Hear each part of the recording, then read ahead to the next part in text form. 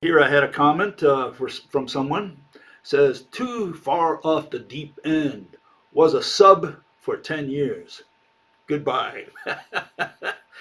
Okay, so I had a guy who was there 10 years following me, apparently. And apparently, what I said in the last couple, I guess, uh, lectures on Ayn drove him away. And I see this on and off quite a bit. A lot of the people from the electric universe, uh, they liked a lot of what I said because I criticized the establishment. Okay, and uh, what happened was that when I started criticizing them, that's when people, that's when the electric universers, started beating me up. Same thing happened with the flat earthers. As long as I was criticizing the establishment, everybody was happy. But when they found out that I was criticizing flatland as well, they abandoned me. And same with the John Chapel Society, the John Chappell Society, call them John Chapel. And they are etherists. They believe in the ether. Some of them wave the ether and believe in waves. Some of them just leave the particles there. And as long as you criticize general relativity, which is their main gripe, no problem.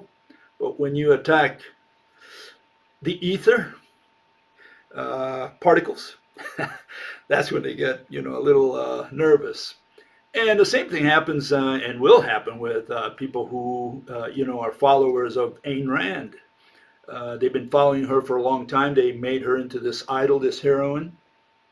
And when you attack something like that, something so vital to their own philosophy, their own way of thinking, their own religion, that's when they get a little upset. They don't like that.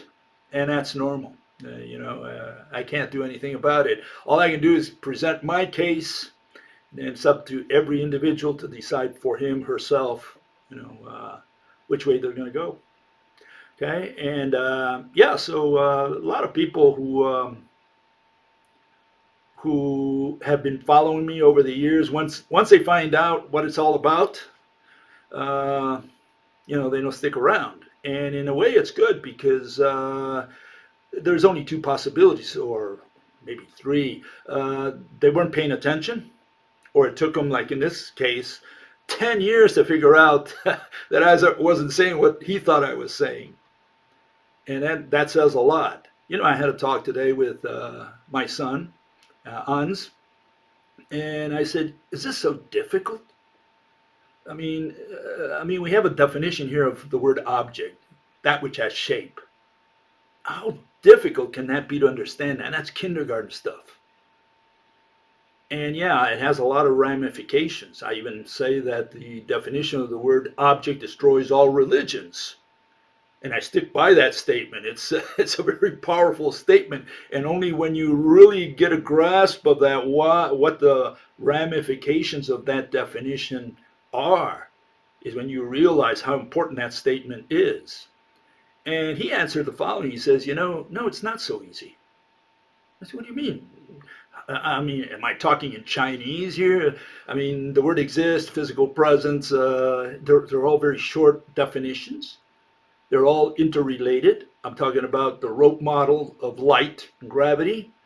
You watch the movie, you should understand it directly by just watching the movie. I should be able to shut my mouth. You should watch and realize, what the mechanisms that I'm proposing are. And he says, no, it's not easy. And I said, what do you mean it's not easy? And he says, it's not easy because it's like, and he gave me a good analogy. He says, it's like that magician that's on stage. He does a little magic trick. And you look at the magic trick and say, oh, how did he do that? Oh, that's not a trick. That's black magic.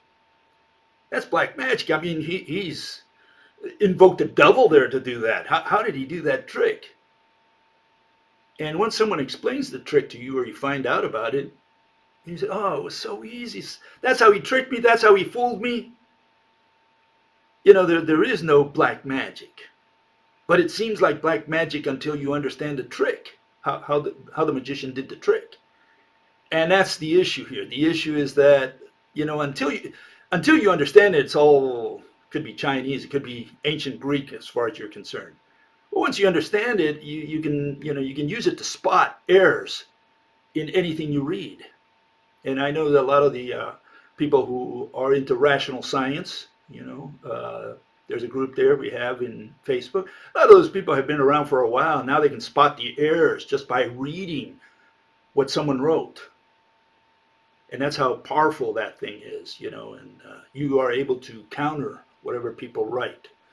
In that sense, it's very powerful. Okay?